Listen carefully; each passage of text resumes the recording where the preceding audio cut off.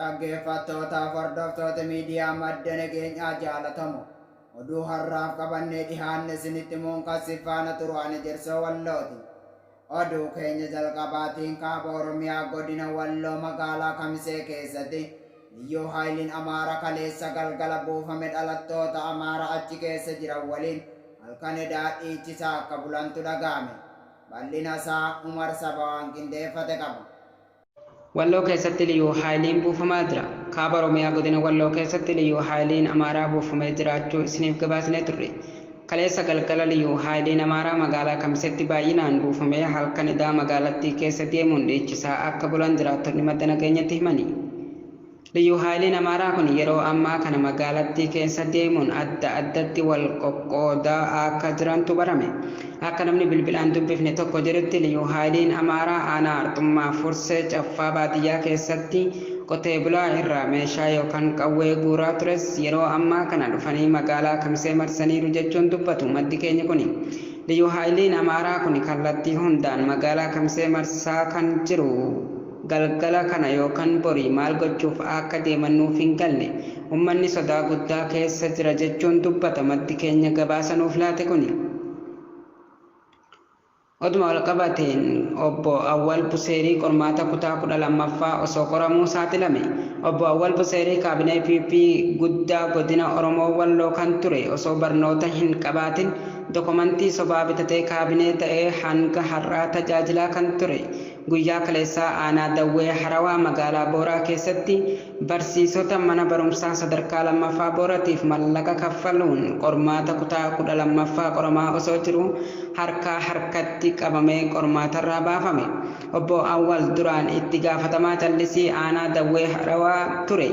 Sababa uummanni Dawwee jibbee itti ka'eef hooggantoota duraa godinichaa hooggananiin waliigalee gara Dawaa Caaffaatti darbee callisaan tajaajilaa ture. Boodarra Dawaa Caaffaattis uummatni itti ka'ee jibbinaan hooggantoonni godinichaa iddoo jijjiiranii fi aadaa fi turizimii godhani. Gaafa woboon godina Walloo to'atu baqatee deeme boodarra gaafa woboon godinicha gadi lakkisee bahu deebi'ee PP waliin.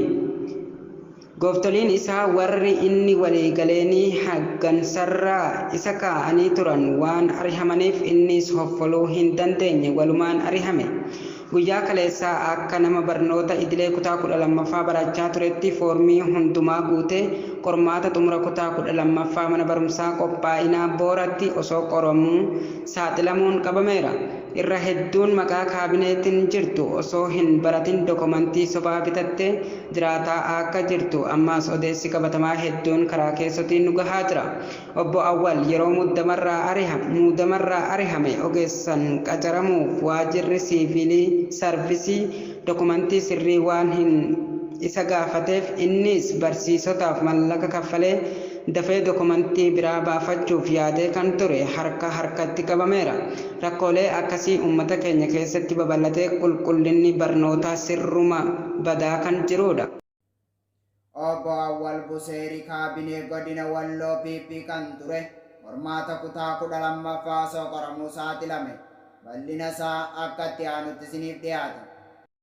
Obbo Awwal Buseerii qormaata kutaa 12ffaa osoo qoramuu saaxilame.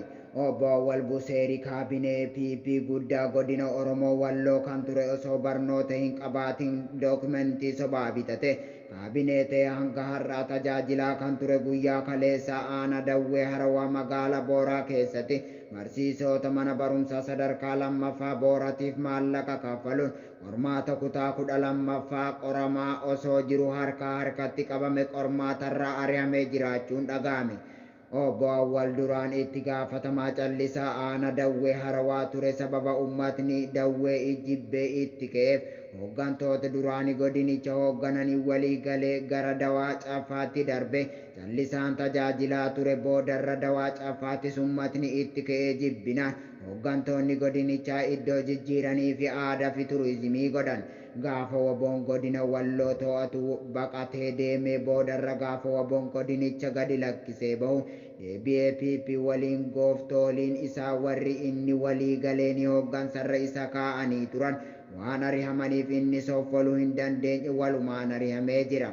guyyaa kaleessaa akka nama barnoota idilee kutaa 12ffaa barachaa tureetti foormii hundumaa guute. Qormaata xumura kutaa 12ffaa mana barumsaa qophaa'ina Booraatti osoo qoramaa jiru saaxilamuun qabamee jira. Irree hedduun maqaa kaabineetiin jirtu osoo hin baratiin dookumentii sobaa bitattee jiraataa akka jirtu ammas odeessi qabatamaan hedduun karaa keessootiin nu gahaa jira. Obbo Awwal yeroo muuddamarraa ari'ame ogeessaan qacaramuuf waajjirri siivili sarvisii dookumentii sirrii waan isa gaafateef innis barsiisotaaf maallaqa kaffalee dafee dookumentii biraa baafachuuf yaadee kan ture harkaa harkatti qabamee jira. Rakkoon akkasii uummata keenya keessatti babal'atee qulqullinni barnoota sirrumaa badee kan jirudha. KFO fi ABO'n adeemsi marii biyyaalessa walaba miti bakka bu'ama hin qabu jechuun keessaa ba'an bal'ina isaa Said Dawwee waan qindeeffate qaba. KFO fi ABO'n adeemsa marii biyyaalessaa walabaa miti bakka bu'ummaa hin qabu jedha.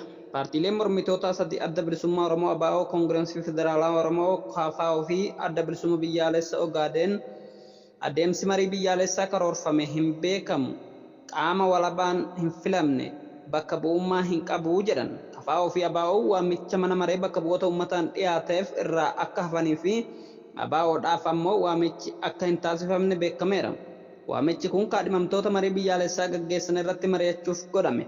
Sadaasa darbe manni maree bakka bu'oota uummataa labsii hundeeffama koomishinii marii biyyaalessaa raggaasisuun isaa ni yaadatama.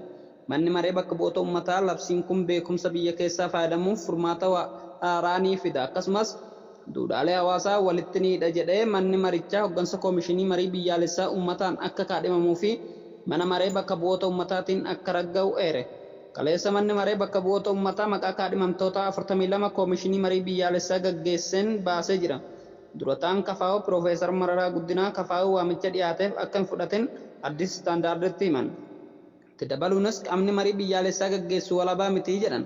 Kana malees KFO'n marii biyyaalessaa iftoomina kan qabuu fi hunda hammatu ta'uu isaa irratti komii qabu waajjira muummicha ministeeraaf xalayaan ibsee deebii hin arganne jedhan.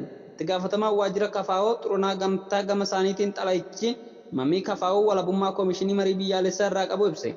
Mariin biyyaalessaa kan hoogganamuu qabu qaama walaba ta'ee fi uummata akkasumas hawaasa idil addunyaa biratti fudhatama qabuuni. Haa ta'u malee mariin kun qaama manni maree paartii biyya bulchuun dhaalameen hoogganamuu paartiilee mormitootaa fi qaamolee hidhatanii socho'an waa hin hammachiifneef furmaata waaraa hin fidu jedha xalayaan waajjira muummicha ministeeraaf ergame. Mootummaan mariidhaaf haala mijeessuuf miseensota KFO ajjeechaa Hacaaluu Hundeessaa booda hidhaman Jawaar Mohaammed, Baqqalaa Garbaa fi Hamzaa Booranaa hiikee jira. Itti gaafatamaan sabquunnamtii ABO Lammii Gammachuu waa'ee marii biyyaalessaa waan beeknu qabnu waamicha ABO'dhaaf taasifame hin jiru jedhe. Miseensonni KFO hidhaa irraa hiikamanis hooggantoonni ABO hedduu hidhaa keessaa fi achi buuteen isaanii dhabameetu jira. Miseensonni dhaabichaa hedduun mana murtiin bilisa ba'anis poolisiin deebisee hidhe. Durataan ABO Abdii Mahadis gama isaatiin adeemsi Itoophiyaa keessa jiru maal akka fakkaatu filannoo irratti arginee jirra. ABO'n torban darbe adeemsa koomishinii marii biyyaalessaa gaggeessuuf akka qabeessa jennee amannu tarreessuun ibsa baasnee turre gaggeessitoonni filachuun qaamota dhimmi ilaallatu hunda hirmaachisuu qabaa jiru. Kan mul'ataa jiru dhimma paartii tokko malee waan bakka bu'ummaa qabu miti. Akkasumas gamtaa dimokiraatawaa federaalaa sabdaneessaatti miseensonni ijoo ta'an keessaa dhiibamaniiru. Kanaaf abdiin marii dhugaa gaggeessanii haqa argachuu fi gaaga'ama siyaasaa furuu gufatee jira. Paartii qofti gaaga'ama siyaasaa Itoophiyummaa keessa jirtu ni hiiku jedha. Dabaluunis adeemsi qaamolee qooda fudhatan fedhii uummataa bakka bu'anii itti calaqqisiisan yoo hin jiraanne ABO'n dhimma marii biyyaalessaa kamirrattuu hin hirmaatu jedha. Irree fi gaachanni uummata Oromoo gootichi waraana bilisummaa Oromoo WBO'n waraana PP haleelaa jiraachuu beeksise. Waraanni bilisummaa Oromoo WBO'n waraana PP haleelaa jiraachuun dhaga'ame. Irree fi gaachanni uummata Oromoo gootichi waraana bilisummaa Oromoo WBO'n magaala Beegii keessa socho'u waraana faashistii Abiyyi Ahmad haleelaa jiraachuun dhaga'ame. Waraanni bilisummaa Oromoo magaala Beegii fi naannaa ishee ergaa to'annoo isaa jala galchee ji'oota hedduu lakkoofsisee jira.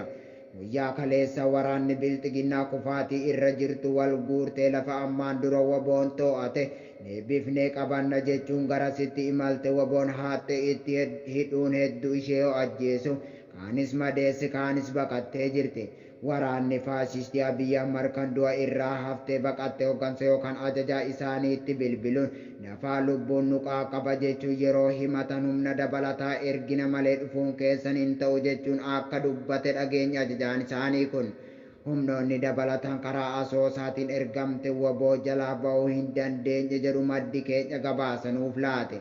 Kanumaan wal qabate guyyaa dheengaddaa jechuun gurraandhala 4 bara 2022 waraanni bilisummaa Oromoo waboon zoonii giddu galeessa keessa socho'u godina Shawaa Lixaa Aanaa Dibaat ganda Mooluu Faallee Hararee bakka jedhamutti waboon ergamtuu bilxiginnaa koomaandoo ofiin jettu haatte itti hedduun 30 ol yoo ajjeesu hedduu madoon adabee jira. Achumaan Shawaa Lixaa Dirree Incinnii jedhamtutti irree fi gaachanni uummata Oromoo gootichi waraana bilisummaa Oromoo waraana faashistii Abiyyi Ahmad irratti tarkaanfii jabaa fudhatee jiraachuun barame. Egaa kabajamtootaaf hordoftoota miidiyaa madda nageenyaa oduu har'aaf qabannee dhiyaanne kana gammaa daawwattanidha. Qophiilee madda nageenyaa fan daawwachuu barbaaddan Tiwiitara keenyaa fi yuutuubii keenya jala dhaqaa isiniin jecha akka waan nu waliin turtaniif galatooma.